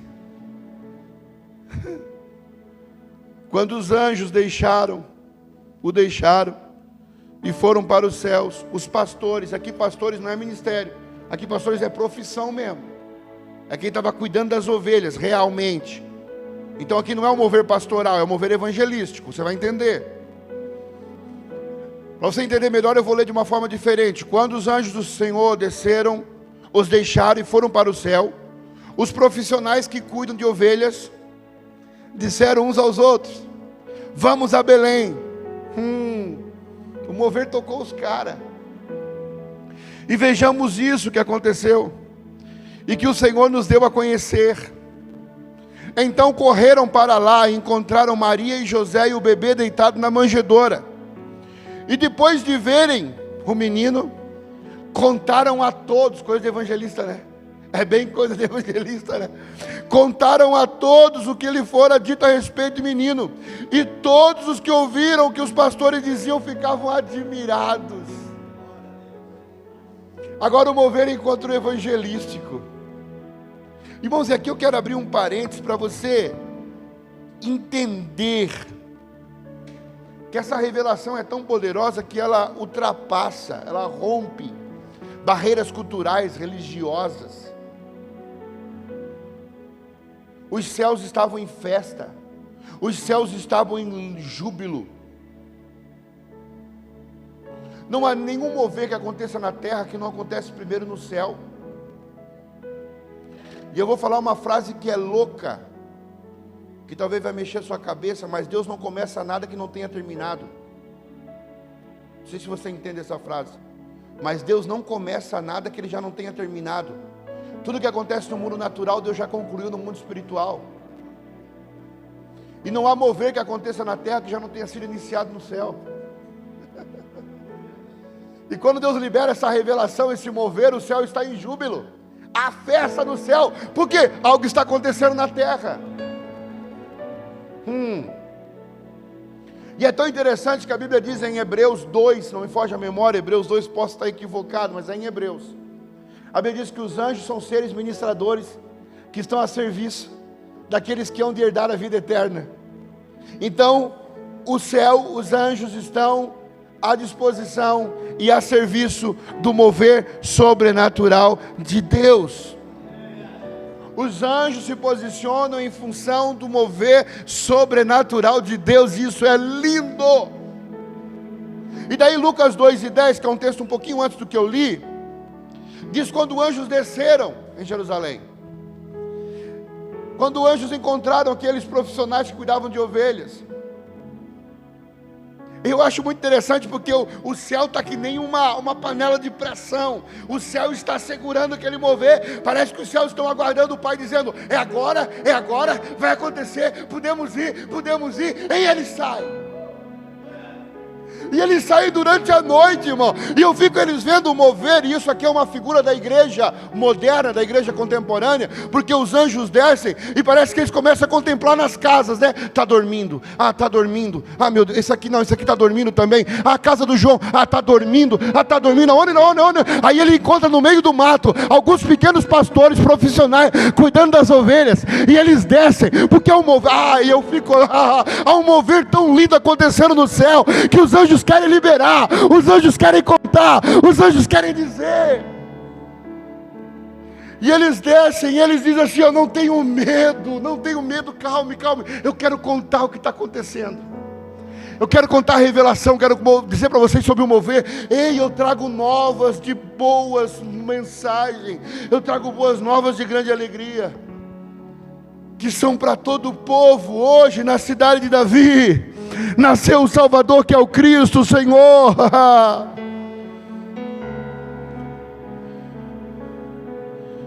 Oh, glória. Os céus estão se movendo, irmão. Os céus estão preparados para o mover dessa geração. Os céus estão preparados para o que vai acontecer em Porto Alegre, pastor Vladimir. Os céus estão preparados para o que vai acontecer na Serra, pastor Guilherme. Os céus estão preparados. Os céus estão preparados para o que vai acontecer em Antônio Prado. Os anjos estão a postos. Os anjos estão à disposição. O céu está preparado. É a terra que precisa dar uma resposta ao céu. É a igreja de Cristo que precisa dar uma resposta aos céus. E sabe o que Deus tem soprado em meu ouvido? O Senhor tem soprado assim: essa geração tem frustrado o céu. Entenda, entenda. Não tem frustrado a Deus, que a Deus jamais será frustrado. Deus jamais será frustrado. Mas tem frustrado o céu. Tem anjos com expectativas. Tem anjos que olham para a terra e dizem: agora vai, agora vai, agora vai. Ah, não vai. Anjos olham para uma geografia, para uma cidade, os anjos estão olhando para o território e estão só aguardando, porque eles estão à prontidão, a serviço daqueles que vão herdar a vida eterna. Eles dizem: agora eu vou, agora eu vou, agora eu vou. Ah, não vou. Essa geração tem frustrado o céu. Mas pastor Hermes, enquanto o senhor estava ministrando lá na imersão, aquele mapa espiritual sobre missões, aquilo queimava o meu coração, e Deus me mostrava jovens e adolescentes invadindo a cidade, invadindo mesmo, irmão, tomando as cidades, porque o reino de Deus é tomado à força. E eu vejo o evangelístico mover sobrenatural, de pessoas contando, não aquilo que os pais falaram, não aquilo que me contaram, não aquilo que está escrito, mas aquilo que estão vivendo. Porque o evangelístico aqui não está contando história, está contando, não, nós estávamos lá, cara, era um dia normal, nós estávamos cuidando da ovelha, de repente quando nós vimos tinha anjos, tinha um coral em anjos, ele dizendo: glória a Deus nessas alturas. E Deus, eu fico pensando, que coisa mais linda. E eles vão lá, eles veem o mover, está acontecendo mesmo, então eu tenho que contar isso, eu tenho que sair. E, irmão, por isso que eu fico de cara com o evangelístico, né? Porque às vezes você é um pastor, já senta e diz assim: ah, que legal, né? Que top, eu vou ficar aqui nesse ambiente. O evangelista não. Cara, isso é muito bom para mim não contar para os outros. Jesus é muito lindo para ficar só para mim. Eles têm que saber o que está acontecendo aqui. Vamos contar, vamos contar, vamos contar, vamos contar. Quem está entendendo, diga amém. Eu não quero enfadar você e não quero que você tenha sono. Por isso que eu estou sendo bem dinâmico para você não dormir. Eu tenho que lutar contra o seu sono também. Você está entendendo, querido? Você tá em Jerusalém comigo? Você está caminhando lá por Jerusalém e vendo esse mover? Porque agora o mover vai encontrar o pastoral. Diga comigo para você acordar: o mover está encontrando o templo. Meu Deus, os anjos estavam afinados, mas vocês estão desafinados. O mover encontrou o templo, o pastoral. O pastoral, né? Apostólico, profeta, evangelístico, pastoral. O mover encontrou o templo. E aqui é tremendo, queridos. Tudo é tremendo. O mover é tremendo, né? Jesus é tremendo. Lucas 2:25. Havia em Jerusalém um homem chamado Simeão, que era justo, piedoso, e esperava a consolação de Israel, e o Espírito Santo estava sobre ele. Se é o mover do Espírito, se é o mover do céu, o Espírito tem que estar. E o Espírito estava sobre ele, e fora-lhe revelado pelo Espírito, que ele não morreria antes de ver o Cristo Senhor. Movido pelo Espírito. Ah, irmão, tem Espírito em tudo aqui. Movido pelo Espírito, ele foi ao templo. E quando os pais trouxeram o menino Jesus para lhe fazer conforme o que requeria o costume da lei. Agora o mover vai encontrar o templo. Deixa eu dizer uma coisa para você. O templo precisa estar disponível. O templo precisa estar sensível. O templo precisa estar preparado. O pastoral precisa estar atento ao mover que está acontecendo. Porque por mais que o evangelista vá na frente, o que acontece, começa a acontecer através de um mover apostólico, evangelístico, mestral, evangelístico, ele vai chegar no templo. E o templo precisa estar preparado. E deixa eu chamar uma atenção para você aqui, porque nós estamos falando do tempo, né? Entre o Antigo Testamento e o Novo, aqui se fala de quase 400 anos, é isso ou não é? Quase 400 anos, a Bíblia diz que 400 anos que Deus se cala, que não há uma movimentação do Espírito, que não há uma movimentação profética, mas dentro desse ambiente de frieza espiritual, dentro desse ambiente de falta de manifestação espiritual e profética, havia um homem fora da curva. E deixa eu profetizar sobre a sua vida, que você seja esse homem fora da curva. Porque Simeão é uma revelação extraordinária, irmão. A Bíblia diz que ele era cheio do Espírito Santo. Havia em Jerusalém um homem chamado Simeão. Ele era justo e piedoso, e o Espírito Santo estava sobre ele. Ele era cheio do Espírito Santo. Segundo, foi-lhe revelado pelo Espírito Santo, ou seja, ele tinha intimidade com o Espírito Santo. E terceiro, ele era movido e conduzido pelo Espírito Santo, porque movido pelo Espírito Santo ele foi ao templo. Deus está falando de uma igreja que é cheia do Espírito Santo, que é íntima do Espírito Santo, que é movida pelo Espírito Santo. O mover dessa geração, esse mover que Deus está gerando para o Rio Grande do Sul, precisa encontrar uma igreja cheia do Espírito Santo, uma igreja sensível ao Espírito Santo, uma igreja que discerne os tempos e os modos, uma igreja que tenha o coração e a mente e os ouvidos sensíveis à voz de Deus. Sabe qual é o grande problema, irmãos? E eu estou incluído em tudo que eu estou falando aqui, pelo amor de Deus. Mas sabe qual é o nosso grande problema? Nós vamos nos acostumando com o mover. Pastor Guilherme falava dos filhos de Abinadab, o Zan e Aiô, né? Que foram se acostumando com o mover. Nós vamos nos acostumando com o sagrado. Nós vamos nos acostumando com o Espírito Santo. Nós vamos nos esfriando com o mover. E daí quando a gente se percebe, a gente, ao invés de buscar o Espírito Santo, nós buscamos novas estratégias. Em vez de nós dobrarmos o joelho para discutir, em vez de nós dobrarmos o joelho para buscar o Espírito, nós sentamos em mesa para discutir novas estratégias. Mas a igreja que Cristo quer buscar, a igreja que Cristo quer encontrar, uma igreja com fé, é uma igreja sensível ao Espírito Santo. É uma igreja que é direcionada pelo Espírito Santo. É uma igreja cheia do Espírito Santo. E toda a vida que nós vamos esfriando, a gente quer tentar encontrar metodologias para substituir aquilo que é insubstituível. Isso aconteceu numa igreja que se chama Igreja de Éfeso.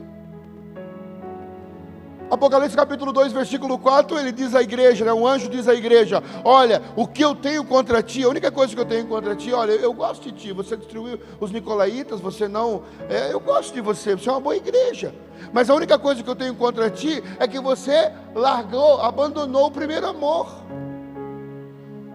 aquele fogo, aquela paixão que te mantém acesa, aquela visão, você perdeu.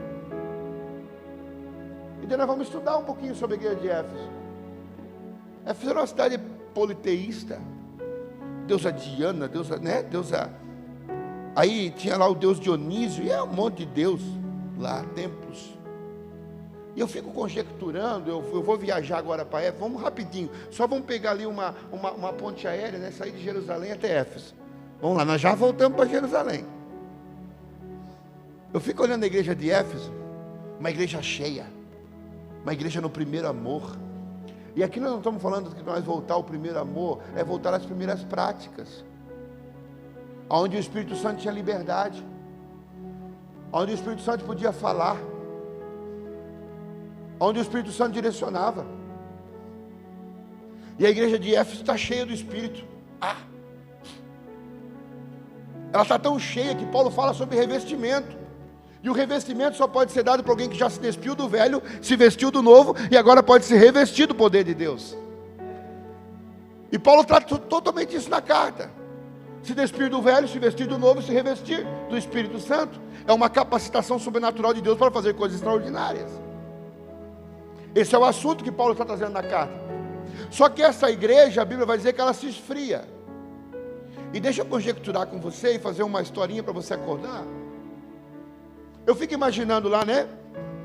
Diretoria da igreja lá reunida, dizendo assim: o que está acontecendo com nós, cara? Nosso escudo tão chato. Olha, eu estou perdendo a graça de vir na igreja. Não acontece nada aqui, que coisa mais chata. Toda vida a mesma coisa, toda vida a mesma coisa. O que está acontecendo? Aí um abençoado, eu estou conjecturando, por favor, entenda. Estou imaginando o contexto. Aí um abençoado levanta a mão lá atrás assim: ei, tem uma ideia. Eu passei ontem lá no templo do Deus Dionísio. Passei pela frente, estou conjecturando, por favor, me entenda, não é heresia. Passei lá pela frente do templo do Deus Dionísio. E eu vi lá que eles estão alegres. Meu Deus, há um fogo lá. O que nós tínhamos antes, eles têm lá. E tem um mover lá, uma... Meu Deus, eu cheguei lá, eles pulam, eles dançam, eles... É isso que nós estamos precisando. É isso que nós estamos precisando. E muitas das vezes, irmãos, pela falta do poder do Espírito, pela falta da vida do Espírito, irmãos, a única coisa que traz vida à igreja é a ação do Espírito Santo. Não tem outra coisa que deixa a igreja viva a não ser o Espírito Santo, e ele é insubstituível nisso. Mas Paulo está lá. Paulo fica sabendo que os caras estão querendo trazer. Porque o Deus Dionísio, vocês querem saber, acho que a maioria sabe, mas o Deus Dionísio era o Deus do vinho. O Deus Dionísio era o Deus do vinho. O que os caras diziam? Como é que era o culto do Deus Dionísio? Eles iam lá, tomavam um pouco de vinho e ficavam alegres. Glória, que glória. E de repente, fechava o templo. Se brigava, o pau pegava. Se brigava tudo. Aí Paulo escreve, Efésios capítulo 5, versículo 14, ele começa: desperta tu que dorme, levanta-te dos mortos, e Cristo te iluminará. Ele está dizendo: é hora de vocês acordarem, é hora de vocês despertarem. Aí ele vai dizer no 16: remindo o tempo, aproveitando bem o tempo. Vocês têm que entender o que está acontecendo. E daí o 18 ele fecha e diz assim: ó, não vos embriagueis com vinho em que há contenda, mas enchei-vos do Espírito Santo de Deus. O que Paulo está dizendo? Paulo diz assim: vocês não estão precisando de novos métodos, vocês não estão precisando de novas estratégias, vocês não estão precisando de novas estruturas, vocês só estão precisando do Espírito Santo. Que a igreja contemporânea que aguarda Jesus possa ser encontrada cheia do Espírito Santo de Deus. Que a igreja que Jesus está vindo buscar seja uma igreja íntima do Espírito Santo, movida pelo Espírito Santo. Ela precisa encontrar essa igreja. Isso é avivamento. Avivamento nada mais é do que recobrar os sentidos. Pastor Charles Capitri, ele vinha de Springfield. Se eu falar errado, vocês me corrigem, que o meu inglês é péssimo. E ele estava fazendo uma ponte aérea, e uma igreja tinha convidado ele para pregar sobre avivamento. Prega sobre avivamento. E ele dentro do avião dizendo para o Senhor: eu não sei qual que é o tempo que eu tenho para pregar, irmão, então eu não estou nem aí. Não me deram horário. Mas estamos chegando. Quando a gente prega pontos, a gente fica pensando, né? Já falou sobre apostólico, já falou sobre evangelista, já falou sobre o mestre. Está no pastoral, falta um aí, né? Calma, nós vamos acabar. E o pastor Charles Capitri está dentro do avião, e ele está dizendo para o Senhor: Senhor, eu vou pregar sobre avivamento. Mas o que é avivamento? Apenas uma menção bíblica sobre isso está em Abacuque, quando o Abacuque faz aquela oração e diz: Senhor, aviva-nos. Aviva, Senhor, as tuas obras, nos meios dos dias faça notória. Ele disse: Senhor, o que é avivamento? Aí Deus falou para ele assim dentro do avião: fica ligado. Fica ligado que eu vou te mostrar o que é avivamento. Aí ele disse: tá bom. Falou: tomara que o avião não caia, né? Mas o avião pousou. E quando o avião pousa, ele sai no saguão do aeroporto. E quando ele sai no saguão do aeroporto, ele conta essa história. Ele diz que um homem de meia idade cai no meio do avião, cai no meio do aeroporto, puf. E ele cai no meio do aeroporto e ele está quase morrendo. Ele está tendo um ataque fulminante, não um ataque cardíaco, não fulminante, mas cardíaco. E daí Deus falou assim: agora tu cola, que eu vou te mostrar o que é avivamento. Preste atenção. E ele começa a prestar atenção no que está acontecendo, e ele conta que os mais chegados, os familiares, já vão em cima dele, e já começam a tentar fazer a respiração cardíaca, e já começam a tentar recobrar o sentido dele, e daí os que são não tão chegados, já começam a ligar para a emergência, e chamar ajuda, e ele diz: olha, cola, que isso é avivamento. Avivamento é recobrar o sentido. Avivamento não é uma coisa para não crente, irmão. Avivamento não se fala de novo nascimento. Novo nascimento é para não crente. Avivamento é para crente. Avivamento é para a igreja. Avivamento é voltar à vida, é recobrar o sentido. Então uma igreja que perdeu o Espírito Santo, ela precisa ser avivada. E daí o Espírito Santo começa a falar com o pastor Charles Capim, começa a dizer assim: ei, por que as pessoas não passam e deixam ele ali? Deus começou a perguntar para ele: por que as pessoas não passam ali, não fazem selfie? Ó, morreu, ó. Eita, morreu. Aí ele diz: ô Senhor, isso seria um paradoxo, isso seria uma coisa ridícula, isso seria um escândalo. Aí o Senhor falou no coração dele: o que é um escândalo no mundo natural tem se tornado hábito no mundo espiritual.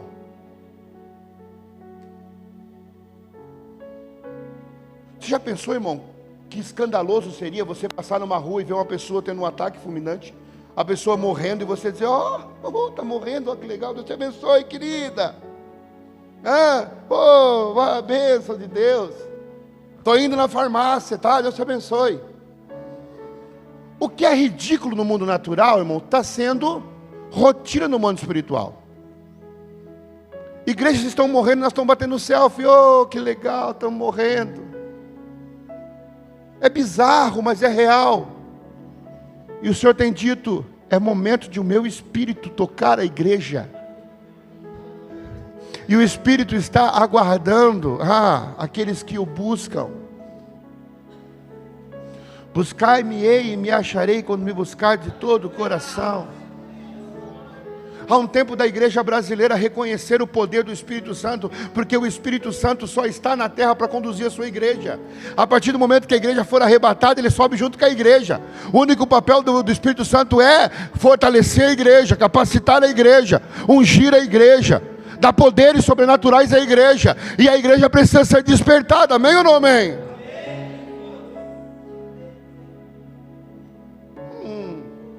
O mover encontrou o pastoral, encontrou o templo. Num tempo de escassez espiritual, os nossos pastores não podem substituir o Espírito Santo, irmão. Não pode. O teu tempo com o Espírito Santo não pode ser substituído. Simeão é um pai que direciona, é um pai de destino. Mas a gente lê muitas técnicas, né? Eu leio muitas estratégias. Eu amo isso. Eu estava conversando com o pastor Emerson. Deus dá muita estratégia para ele, muitas conexões. Eu quero beber. Novas estratégias são importantíssimas. Estratégias são importantes, mas nenhuma técnica substitui a ação do Espírito Santo de Deus. Então, quando Cristo vier, quando o Filho do Homem vier, ele precisa encontrar uma igreja que é cheia do Espírito Santo de Deus. Vamos recapitular até aqui. Quando a igreja de Cristo vier, quando Jesus vier, ele precisa encontrar uma igreja visionária, uma igreja que saiba para onde está indo. Quando Jesus vier, ele precisa encontrar os mestres que não estejam presos, estáticos, mas dinâmicos ao mover e a revelação do Senhor, entendendo o tempo e o modo. Quando o Filho do Homem aparecer nas nuvens, tem que encontrar uma igreja evangelística que evangeliza no sobrenatural e que vê poder e maravilhas. Eu estive na África agora e lá, vocês sabem, acho que o Nordeste é muito parecido com isso. Eu falei, Senhor, qual que é o problema desse lugar? É comida.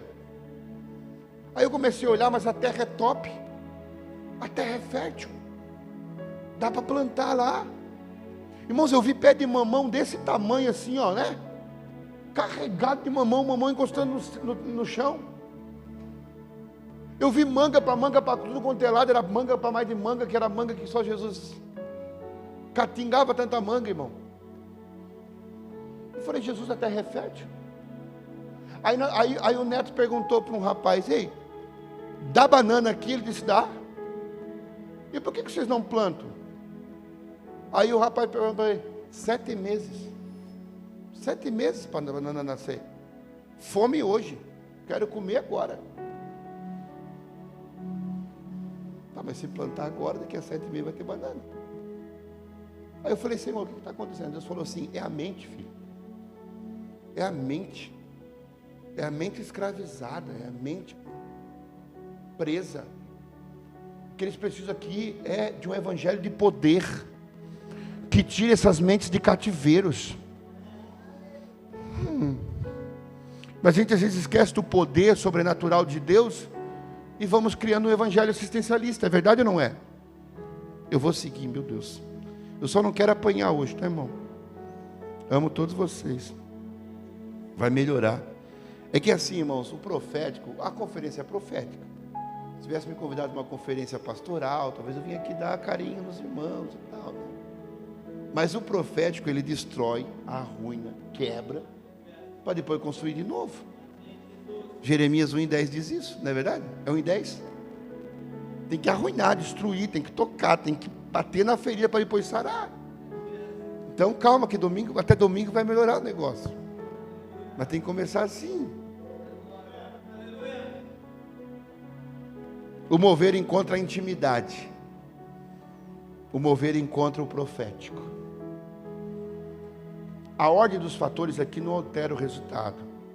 É só uma sequência bíblica que eu fui lendo. Mas não tem uma ordem de encontro com o mover. O mover encontra todos ao mesmo tempo. Mas o mover vai encontrar o profético. Lucas 2:36. Estava ali a profetisa Ana. Estava ali a profetisa Ana, filha de Fanuel, da tribo de Asser. Era muito idosa. Havia vivido com seu marido 7 anos depois de se casar.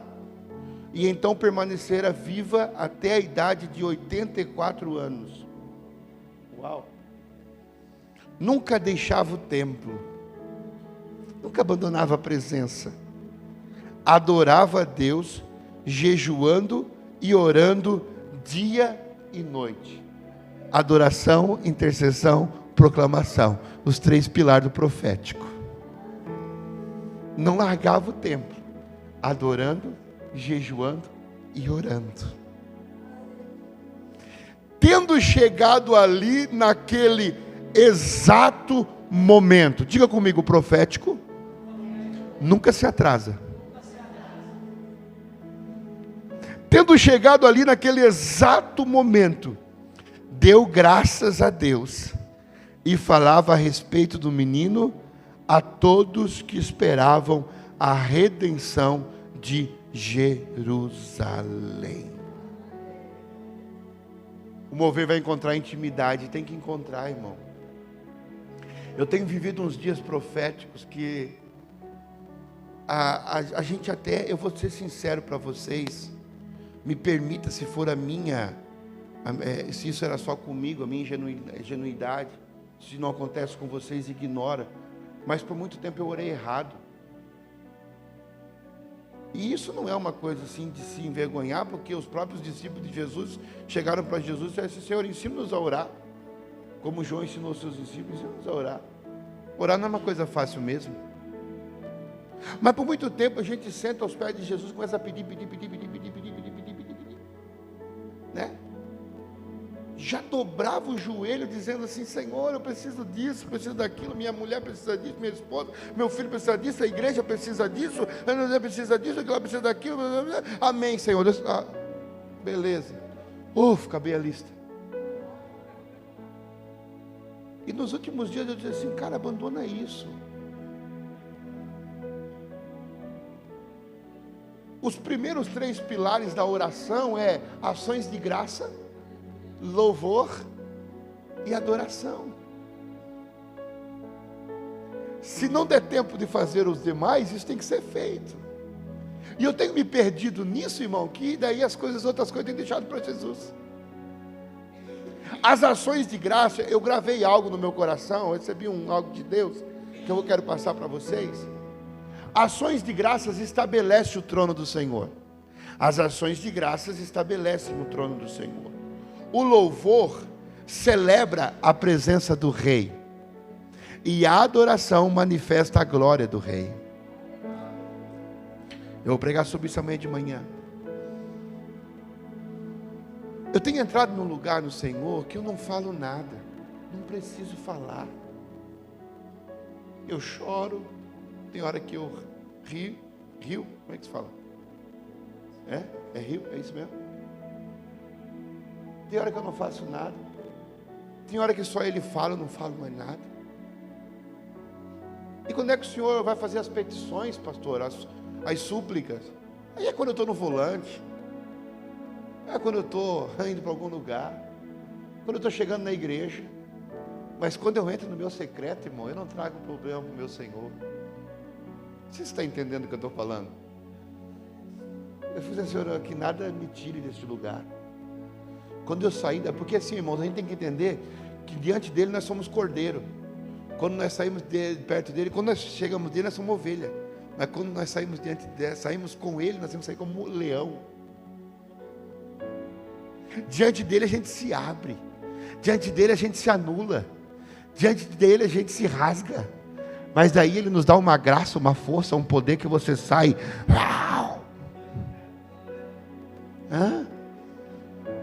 Quando você gasta esse tempo na presença dEle, irmão, quando você sai, você vai destruindo principados, potestades, você vai sair da minha frente. Porque se não sair da minha frente, eu passo por cima.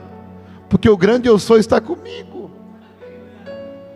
Há uns dias atrás, cheguei no escritório. E eu estava dentro do carro dizendo, Senhor, eu vou chegar lá, eu vou me consagrar até meio-dia, eu não vou pegar o celular, eu não vou falar com ninguém, eu só quero estar na tua presença, Senhor, eu só quero estar na tua presença. Aí eu vi que o Senhor gostou. Só que quando eu sentei na cadeira, irmãos, eu olhei o celular e tinha uma mensagem. Aí eu pensei, não, só vou responder essa pessoa e depois eu vou para o secreto. Quase 1h da tarde, eu não tinha resolvido o problema ainda. O problema tinha potencializado. E eu olhei para o relógio. Eu falei, Jesus, eu prometi que eu ia vir aqui e ficar só aos teus pés. E eu estou aqui a manhã inteira resolvendo esse problema. E quanto mais eu tento resolver, mais difícil ele está para resolver. E daí eu senti a voz do Espírito Santo dizer, meu filho, se você tivesse feito o que você disse que ia fazer, eu já tinha resolvido esse problema.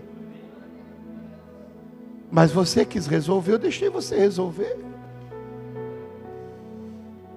Você está entendendo que nível que o Senhor quer nos levar? Que igreja que Ele quer encontrar? O Senhor pelejará por vós e vós calareis. Fique no descanso do Senhor. Espere. Querendo construir agora a igreja das crianças, anexo ao nosso templo central, nós estamos construindo um templo para as crianças, uma igreja só para as crianças. E eu querendo começar a construção, e estava na conta 5.000 negativo. 5.000 negativo. E eu estava lá na calculadora.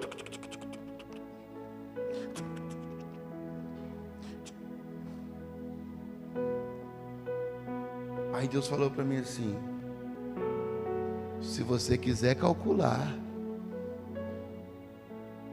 eu saio fora. Agora, se você quiser que eu calcule, é só você se mover. Você deixa a calculadora comigo, as minhas contas não batem para você. Você nunca vai entender os meus cálculos, filho, deixa eu calcular. se movimente. Aí eu liguei para o tesoureiro e falei, cara, eu estou indo no material de construção, vou comprar os materiais tudo, vou chamar os pedreiros, vou começar a fazer. Aí ele disse, pastor, o senhor olhou a conta? Eu falei, olhei. O senhor olhou mesmo? Olhei. Mas que dinheiro que o senhor vai usar? Eu falei, a fé. A moeda do reino não é dólar, não é real, é a fé. Eu vou usar a fé. Nós estávamos com 5 mil negativo no começo, na segunda-feira. Na sexta-feira nós estávamos com 16 mil positivo. E as compras tudo paga para construir a igreja das crianças. Você está entendendo para que nível que o Senhor quer nos levar, irmãos? Se eu continuasse calculando, talvez no final de semana não tinha nada. Sim, você está entendendo? Eu tenho dito para os membros, o que move o nosso caixa não são as necessidades, são os propósitos. Onde há propósito, há provisão. Então não me venha com uma necessidade, me venha com um propósito. Aleluia! Não me venha, porque os propósitos atraem os recursos de Deus. Mas a igreja precisa entrar nesse lugar profético de intimidade com Deus. Deus está querendo buscar uma igreja que tenha intimidade com o coração de Deus. Alguém que conheça o tempo e o modo, que saia da reação. Deus está transicionando pessoas aqui que estão na reação, estão pegando surpresa. Ai meu Deus, aconteceu isso, ai agora, ai agora. O profético te tira da reação para a ação, da ação para a previsão. Você deixa de reagir às coisas para prever as coisas. Porque a Bíblia diz, eu farei alguma coisa sem falar antes para os meus amigos, os profetas. Deus não se move antes de falar. Ei, não quero explicar a Deus. Em sua soberania ele podia fazer como ele quisesse. Mas ele fala, eu não faço nada sem antes falar com os meus profetas.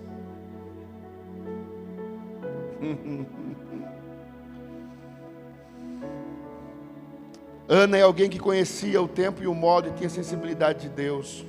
Nunca deixava o templo, adorava a Deus, jejuava, orava dia e noite. Investia o seu tempo em intimidade. Você já percebeu Jesus? Quando Jesus chegava no cego, ele dizia assim, o que tu queres? Quero ver, então veja. Chegava no paralítico, quer andar, ande. Por que Jesus fazia isso? Ele gastava em média 4 a 5 segundos para fazer um milagre. Ele levava a média de 5 a 30 segundos para fazer uma oração. Mas ele orava 5 segundos aqui, porque ele orava 5 horas lá. Ele passava 5 horas aos pés do Pai, lá no monte, sozinho, em intimidade com Deus. E quando ele descia, ele não precisava ficar 5 horas dizendo, cura Senhor, por favor. Ah Senhor, eu te imploro, cura. Não, porque a intimidade gerava poder para ele em 5 segundos dizer assim, se levanta e anda. Porque você gera na intimidade o que aparece no público.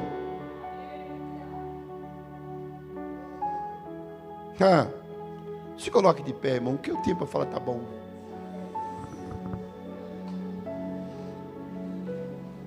Até acho que é 5 mesmo, né?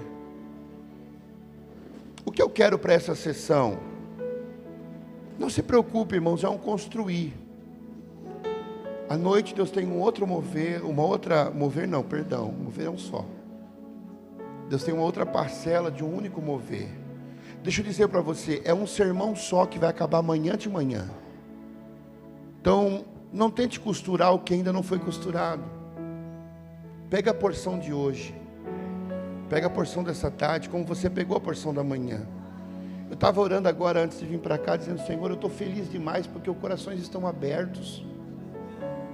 Há um quebrantamento, há uma disponibilidade. Eu fiquei surpreendido. E eu estava perguntando para o Senhor, eu falei para o profeta, por que está? Porque, meu Deus, eu fiquei admirado com o mover de Deus esta manhã. Não do mover em si, mas do quebrantamento e da sensibilidade. E o Senhor falou, o coração do Neto. O Neto falou, meu coração, e é uma realidade. O Rio Grande do Sul é um portal espiritual. E às vezes os filhos das trevas são mais inteligentes que os filhos da luz. Por que muitos satanistas vêm para cá? Por que muitas coisas vêm para cá? Porque aqui é um portal aberto. O portal do Brasil é o Rio Grande do Sul. O portal do mundo é a África. Há uma sensibilidade espiritual muito grande nesse estado. Há portais abertos. O mundo espiritual ele é aberto tanto para um lado quanto para o outro, irmão. Há um portal sobre esse estado. E é por isso que Deus quer levantar um avivamento daqui. É muito louco o que eu estou falando, às vezes é coisa nova para você. Mas é por isso que Deus tem prometido há mais de 30 anos um avivamento que vai sair deste lugar. Porque há um lugar de liberação aqui. Há um lugar de acesso. E o que o Espírito Santo espera dessa sessão? Dessa plenária? Que você se encontre dentro desse mover. Como você está aguardando o Filho do Homem? Quem é você nesse mosaico?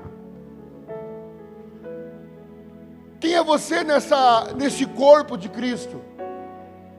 Quem é você nessa estratégica do nosso Senhor Jesus? Nessa estratégia do nosso Senhor? Quem é você nesse mover e o quanto você está entregue a Ele? O quanto você está disponível? Irmãos, transições são horríveis. Há uns 2 anos atrás, eu cheguei em casa depois do culto de domingo à noite. E eu disse para o Senhor assim, eu disse para o Senhor e para a minha esposa, e que bom que eu falei com a minha esposa, porque as esposas são fantásticas, né, irmãos? Elas têm uma sensibilidade profética incrível, irmão. Se Deus não está falando, converse com a sua esposa, provavelmente Deus vai usar elas. Mulher, agora, é uma responsabilidade. E eu falei assim, Senhor, eu não prego mais. Não sei mais pregar, eu perdi a graça. Por quê, irmãos? Triste, parecia que não dava resultado. Falei, amor, eu acho que eu não nasci para isso, não quero mais pregar. Aí a esposa falou assim, não, filho, você nasceu para isso, você vai pregar até o último dia da sua vida. Só que você tem que entender a transição.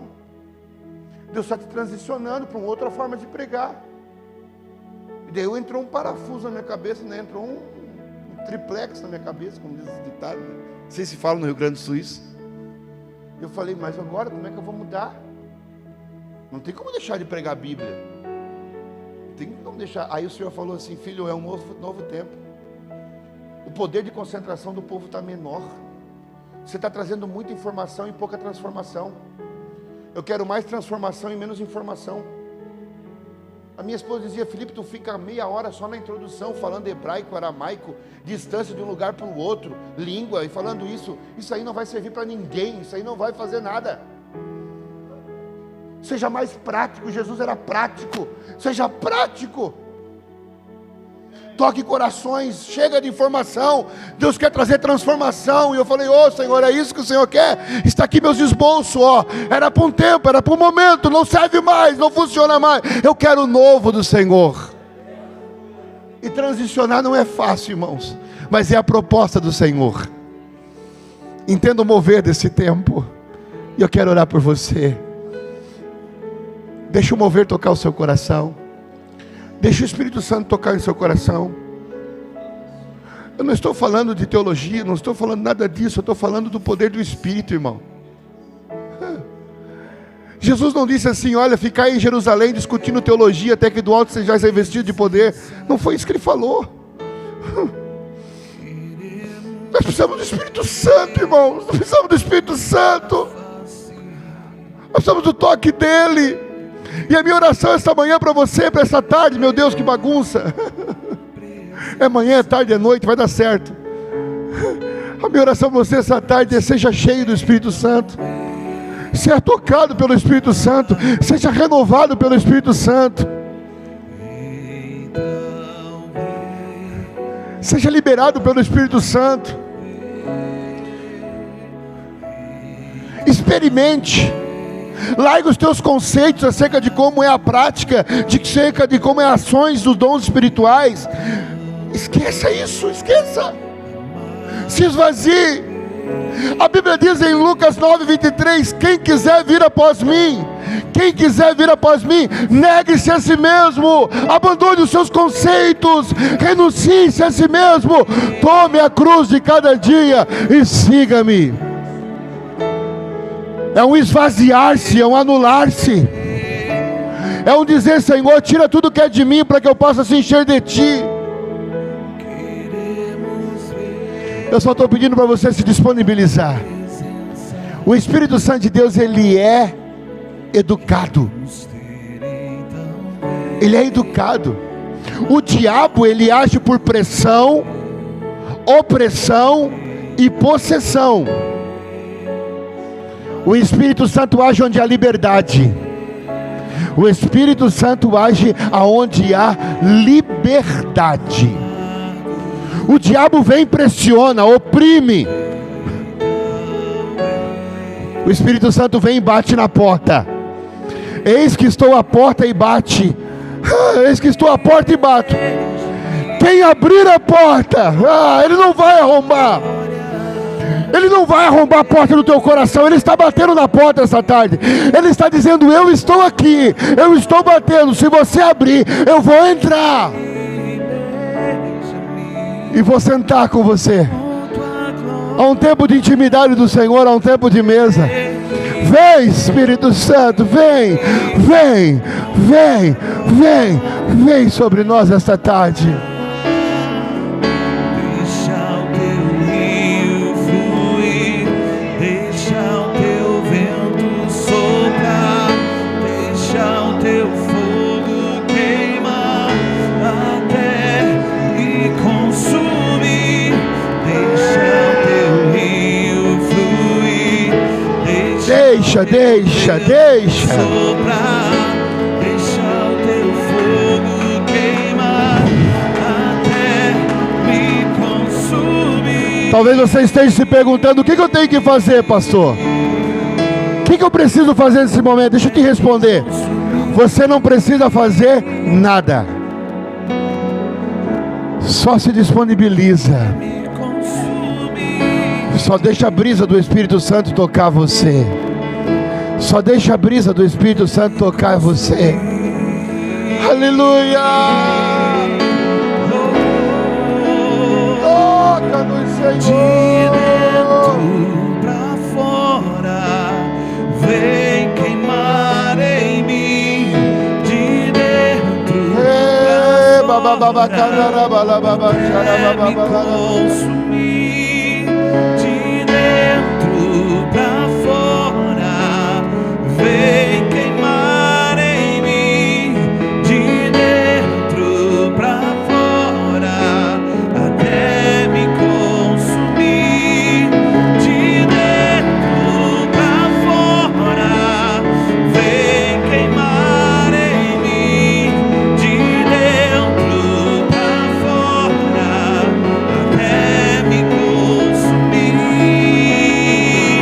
Deixa o teu rio fluir, deixa o teu vento soprar, deixa o teu fogo queimar até me consumir.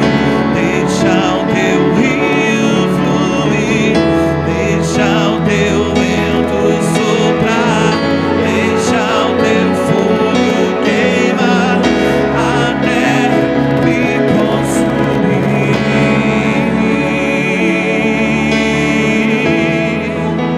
Até me consumir. Seja renovado pelo Senhor esta noite.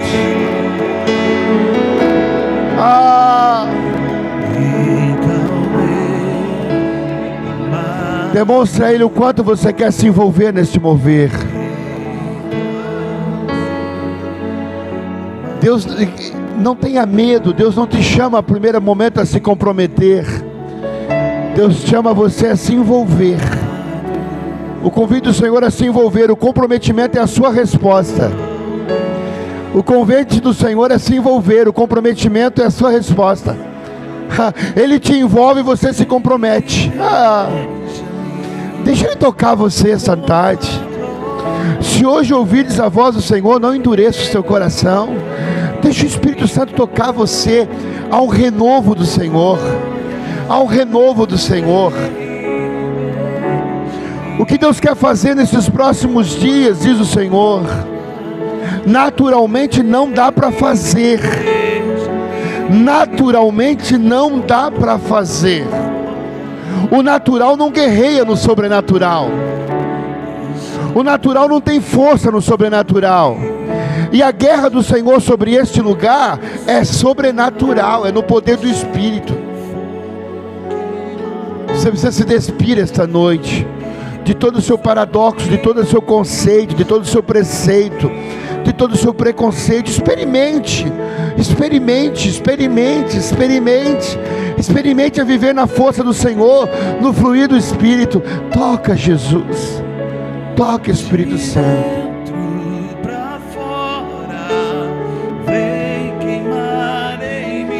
Eu sei que nós temos poucos espaço aqui, mas num ato de fé e num ato profético, muito se fala hoje em dia de ato profético, né? Virou moda, né? Ato profético para cá, ato profético para lá. O que é um ato profético? Deixa eu te explicar o que é um ato profético. O ato profético nada mais é do que uma resposta humana ao mover do céu. É uma atitude humana diante de algo que o céu está liberando. Isso é um ato profético. Qual é o maior ato profético da igreja? É a Santa Ceia. Que a palavra diz: fazer isso até que Ele venha. Então é um ato profético diante de uma palavra do céu. É um ato humano diante de algo liberado no céu. Então toda vida que você está tomando a ceia, você está dizendo assim, ó, até que Ele venha. É uma resposta humana diante de uma liberação do céu. Então quando a gente faz um ato profético, é uma movimentação humana diante de uma resposta do céu. Então eu não sei como é que é o teu costume, mas eu queria que houvesse uma movimentação. Deus sempre fica nesse aguardo. Deus não me conhece, pastor, Deus não é soberano, Deus não trabalha na presciência, Ele não sabe o que eu faço. Sabe que claro que sabe. Não tem nada, Ele sabe mais sobre você do que você mesmo.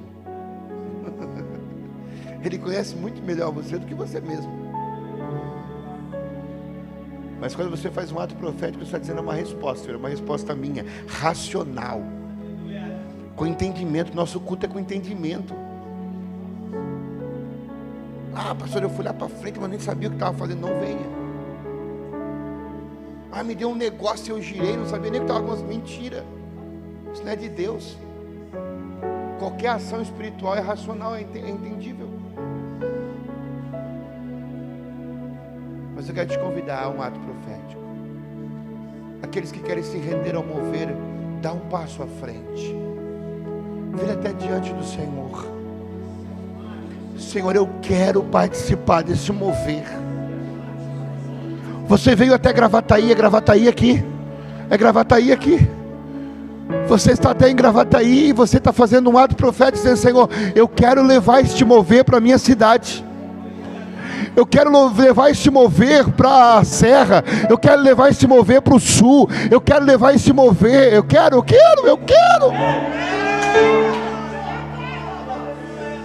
E você está simplesmente dando uma resposta ao Senhor: eu quero isso.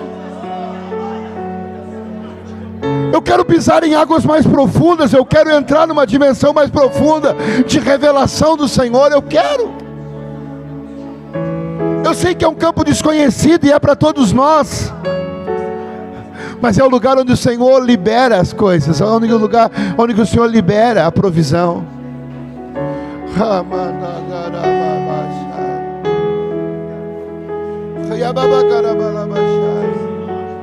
Ao mover sobre este lugar, Senhor, é inquestionável que a Tua presença está aqui. É inquestionável. Há um mover do Senhor sobre este lugar e há uma atitude humana, Senhor. Uau! Há uma resposta do Senhor a este mover. E nós sabemos que o Senhor está apenas construindo e que até amanhã de manhã há um nível de glória que será derramado do Senhor sobre este lugar. Mas nós sabemos que há uma preparação para isso. Eu não estou com pressa, Jesus. Eu tenho entendido o que o Senhor quer para este lugar, Pai. Nós não estamos com pressa, nós estamos aqui dando uma resposta ao Senhor, dizendo: nós queremos mais de Ti. Nós queremos uma visão aberta. Nós queremos entender o que o Senhor está fazendo. Nós não queremos que o Senhor encontre um apostólico desprevenido, com medo. Não, nós queremos que o Senhor encontre uma igreja viva, uma igreja com propósito, uma igreja pujante, uma igreja relevante.